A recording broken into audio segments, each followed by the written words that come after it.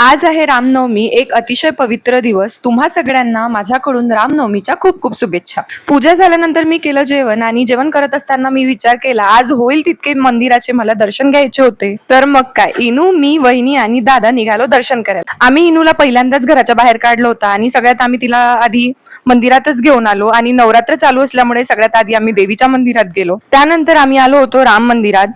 आजचा दिवस फक्त एक सण नाही तर श्रद्धा, निष्ठा आणि प्रेरणेचा दिवस आहे.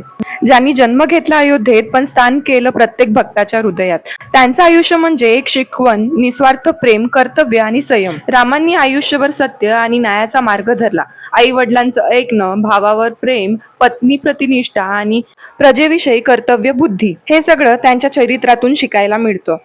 आज आपण श्रीरामांचं स्मरण करतो. खरं विचार केलाय का? आपण त्यांच्या मार्गावर चाललोय का? कधी कधी रामांचं नाव घेणं पुरेसं नसतं. रामांसारखं वागणं हा खरा भक्तीचा मार्ग असतो.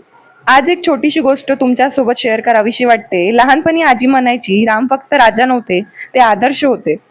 जर आपण प्रत्येक नातं रामासारखंच निभावलं तर आपलं जीवन देखील एक सुंदर रामायण बनेल.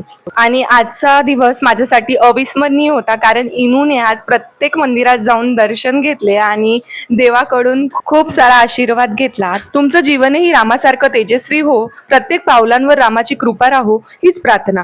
हा व्लॉग जर तुम्हाला आवडला असेल तर कमेंटमध्ये नक्की जय श्रीराम लिहायला विसरू नका.